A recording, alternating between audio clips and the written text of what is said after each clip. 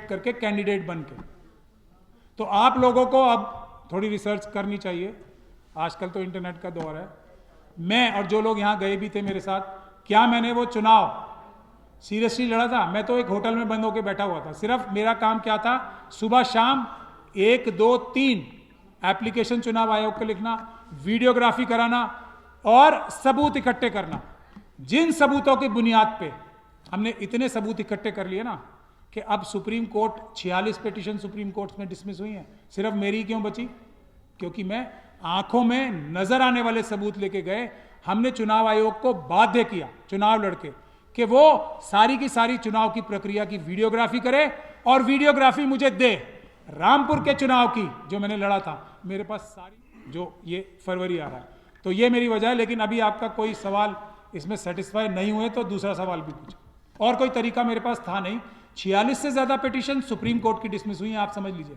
और इससे ज्यादा करीब, मतलब 46 से भी ज्यादा अलग अलग हाई कोर्ट से ईवीएम के खिलाफ पिटीशन डिसमिस हुई हैं, फाइन लगाए हैं और बोलने तक का मौका नहीं मिलता था जब तक कि हमने ये सबूत आंखों से दिखा नहीं दिए। जैसा ये वजह थी। और अभी मुझे बहुत लोगों ने बोला आप दिल्ली का चुनाव लड़ो। मैंने कहा अब मेरा काम हो चुका है, मेरा चुनाव लड़ना मकसद नहीं था। अब मैंने ईवीएम की लड़ाई का सबसे बड़ा सबूत हाथ में ले लिया, अब मैं चुनाव नहीं लड़ रहा। ये रिजर्वेशन हमें दे दो, जो अभी कमी सही, अभी जितनी है ना उतनी दे दो। माइनॉरिटीज की 20% दे दो, जितनी जितनी जिसकी संख्या भारी। ओबीसी की अपनी 50% कहते हैं, जितनी परसेंट भी कहते हैं, जो आपके पास हमारे पास जो आंकड़े हैं उसी हिसाब से दे दो। आज देखो कितनी जल्दी जातिगत जनगणना होगी। इन नंबर्स को कम कराने के लिए, ज्यादा कराने के लिए कभी नहीं होगी। अब आप गोल गोल घूमते रहो, पहले जातिगत जनगणना होगी, फिर हमें उसका रिजर्वेशन की लड़ाई अगली शुरू होगी। फिर अरे अल्टीमेट बात करो ना, रिजर्वेशन 100% दो, खत्म। जातिगत जनगणना की आंदोलन करने की आवश्यकता क्या है? पता नहीं आप सब लोगों को कितना नंबर है हमारे। और भी अच्छा फॉर्मूला ये है कि 2-2%, क्योंकि हमारे साथ हजारों साल तक ज्यादती हुई है, 5-5% बढ़ा के दे दो। अभी ऐसे जनगणना शुरू कर देंगे कि नहीं अब हम 2 दिन में खत्म करा लेंगे, हम 4 महीने में खत्म करा लेंगे, 3 महीने में खत्म करा लेंगे। तो हमें नए तरीके से सोचना पड़ेगा, आउट ऑफ द बॉक्स सोचना पड़ेगा। इनकी चालों में नहीं आना कि जातिगत जनगणना का ही हमारा आंदोलन बन गया। जनगणना से क्या लाभ होगा जी? नौकरी मिल जाएगी जनगणना कराने से? नहीं मिलेगी ना। उसके बाद आप एक दूसरा आंदोलन शुरू करोगे कि अब नौकरियां दो, अब हिस्सेदारी दो। तो बस मैं यही बात कह के शुरू करूंगा। मैंने 4-5 पॉइंट महत्वपूर्ण मुद्दे बना दिए हैं। अगर बहुजन समाज अपने नेताओं से कड़वे सवाल पूछने शुरू कर देगा पब्लिकली, लिहाजदारी नहीं, बहुत हो गई। क्योंकि मैं आपको साफ बता रहा हूं, जितने भी हमारे नेता हैं ना, मैं भी थोड़ा बहुत नेता बन गया हूं, हमारी कोई हैसियत, कोई औकात है ही नहीं आप लोगों के बगैर,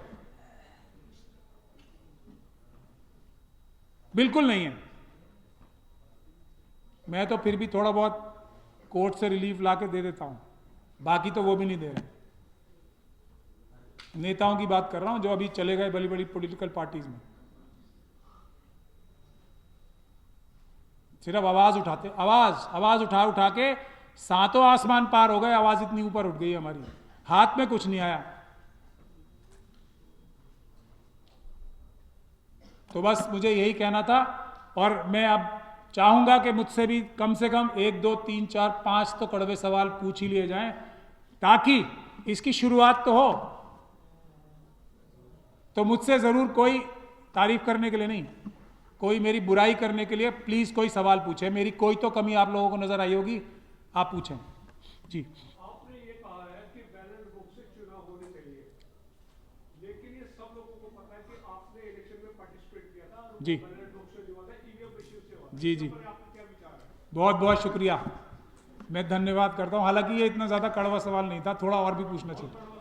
नहीं अच्छा, हाँ कड़वे सवाल तो हाँ, मैंने वो चुनाव इसलिए लड़ा था कि चुनाव आयोग ये कहता है हर जगह कि ये मशीनें ठीक हैं, और क्योंकि हम कह रहे हैं इस पे आप भरोसा कर लो। क्योंकि मैं चुनाव आयोग हूं मैं कह रहा हूं, मुझ पे भरोसा कर लो, मशीन को हाथ में लगाने नहीं दूंगा इसको झूठा साबित करने के लिए। मशीन को हाथ लगाने का एक ही एक टाइम आता है किसी भी नागरिक के पास, एक ही टाइम, दूसरा नहीं आता, और वो है चुनाव के अंदर पार्टिसिपेट करके कैंडिडेट बन के।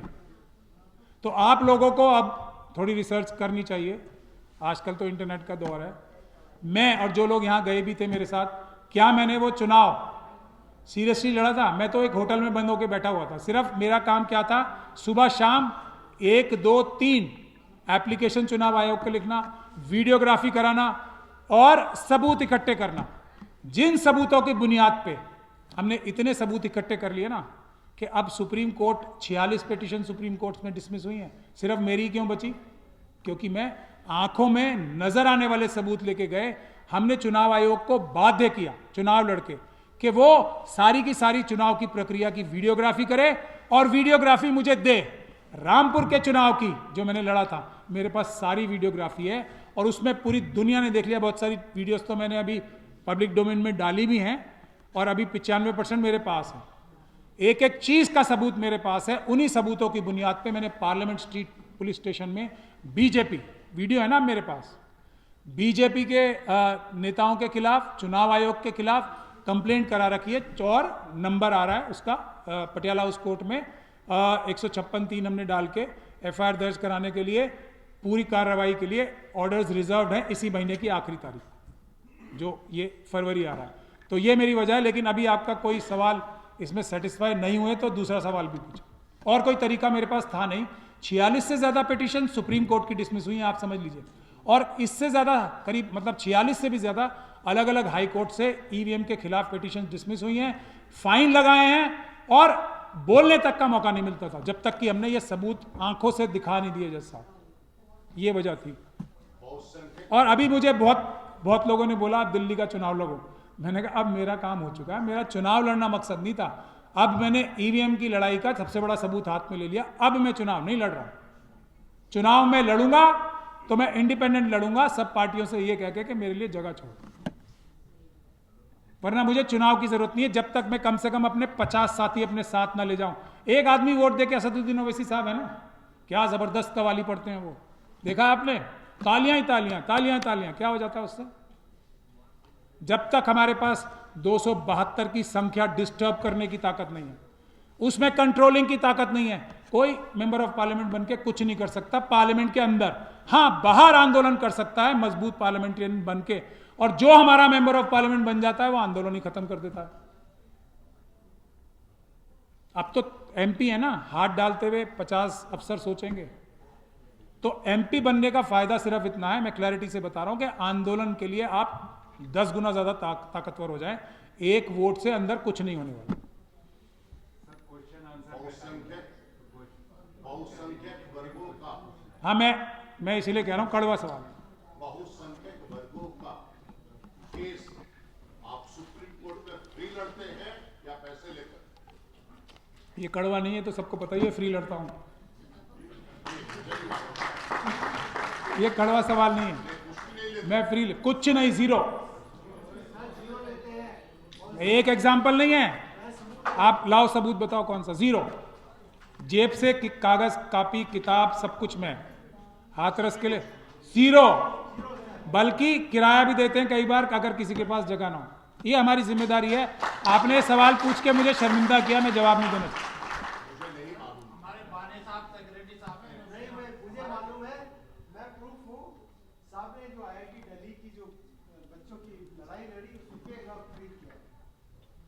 आप किसी से पूछ लो, एक एग्जाम्पल ऐसा लाओ आप जो मैंने सामाजिक काम में 1 पैसा लिया हो।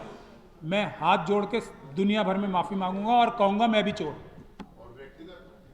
व्यक्तिगत में तो ले सकते हैं, हालांकि लेता नहीं हूं, अपनी फीस तब भी नहीं, कम करके लेता हूं, लेकिन जो सामाजिक हैं उसमें नहीं। अब इससे ज्यादा राज मत खुलवाओ। व्यक्तिगत भी मैं बहुत सारे फ्री में करता हूं, लेकिन इससे अभी पहले लोगों को भरोसा तो हो जाए मुझ पर। हालांकि मैंने इस लाइन में बहुत ज़्यादा काम किया है। अच्छा किया आपने ये सवाल पूछ लिया, कड़वा है इसलिए अच्छा है। हाँ, कि मैंने कुछ नहीं किया इसलिए मैं आपको बता रहा हूँ मैंने कुछ किया है।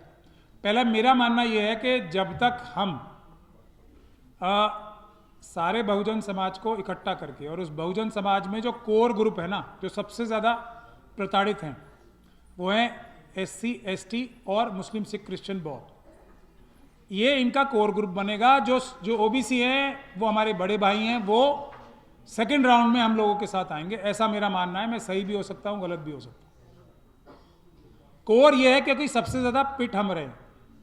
अब उसके लिए मैंने बहुत सारे काम किए हैं, मुस्लिम समाज को जोड़ने के लिए भी काम किए। मैंने सारी पॉलिटिकल पार्टी, सारे, अब जिन उलेमाओं को, उलेमा सू को मैं उलेमा सू कहना शुरू किया है ना, इन सबको मैं दिल्ली बुला के अच्छा खाना खिला के नई दिल्ली में बहुत सारे फंक्शन करा के कोशिश कर चुका हूं कि आप एक प्लेटफॉर्म पे आ जाओ। इन सब के सबूत मेरे पास हैं कि इन लोगों ने धोखा दिया। मेरे पास है ना, मैं बगैर सबूत के कोई बात नहीं करता। हाँ, एक बात और है, जबान पे किसी की भरोसा नहीं करने का है। जो बोले सबूत मांगो।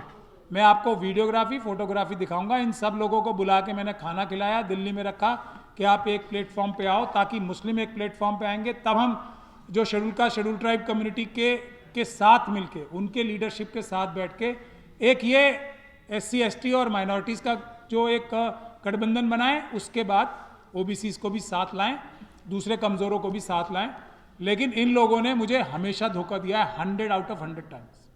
इसीलिए मैंने कोशिश बहुत की है। दूसरा, अब जॉइंट एफर्ट है, हम अगर कंबाइंड मांगे रखेंगे तो 3 4 5 मांगे हमारी हैं जो मिशन सेव कॉन्स्टिट्यूशन की हैं, वो ऐसी हैं। पहला, 100% रिजर्वेशन, हाथी के पैर में सबका पैर ना, ये है डिमांड हमारी, जो यूनिफाइड डिमांड रहेगी।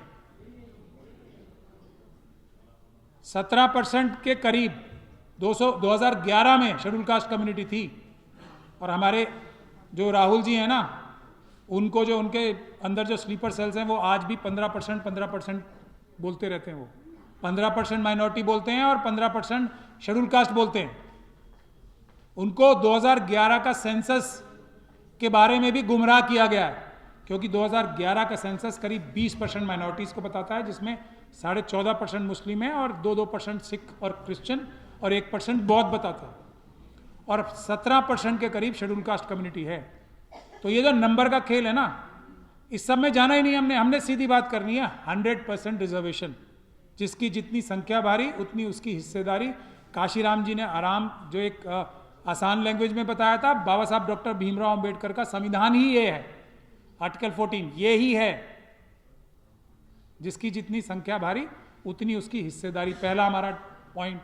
दूसरा, जो सबके रिलीजियस फंक्शंस हैं, खासतौर पे एंडाउमेंट के, उसके लिए एक जैसा कानून होना चाहिए कि उसकी रिलीजियस फ्रीडम उनके पास रहे। ये सिर्फ मुस्लिम सिख क्रिश्चियन बौद्ध के लिए नहीं, बल्कि सभी धर्मों के लिए।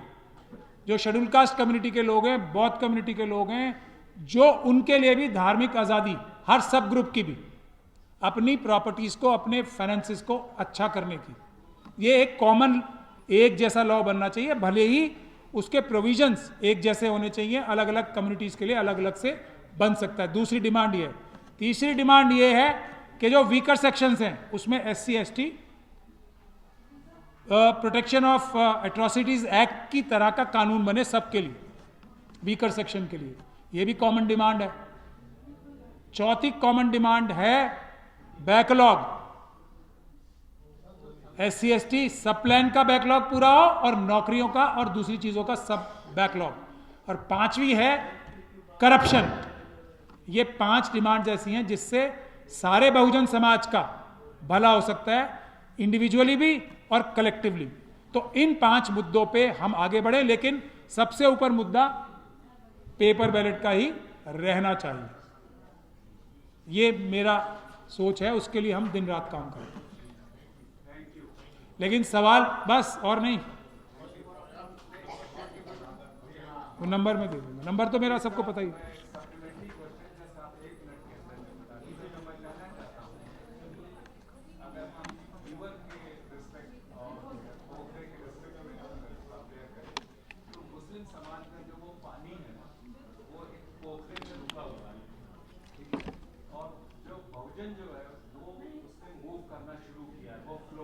नहीं, ऐसा कुछ नहीं। सबकी पिटाई हो रही है, बराबर हो रही है, सब एक जैसे हैं। ये देखने में आपको कुछ भी लग रहा हो, सब बराबर है, सबकी पिटाई बराबर हो रही है और सबके ऊपर सफेद पोश और रंगे हुए सियार हावी हैं। बहुत बहुत शुक्रिया। जय भीम, जय भारत, जय संविधान, सलाम अलैकुम। नेशनल दस्तक की आपसे गुजारिश है कि अगर इसको बचाना चाहते हैं तो नेशनल दस्तक को सब्सक्राइब करने के लिए रेड कलर के सब्सक्राइब बटन को दबाएं, फिर बेल आइकन की घंटी दबाएं। नेशनल दस्तक को बचाने के लिए बहुत जरूरी है कि हर खबर को शेयर करें, लाइक करें, कमेंट जरूर करें।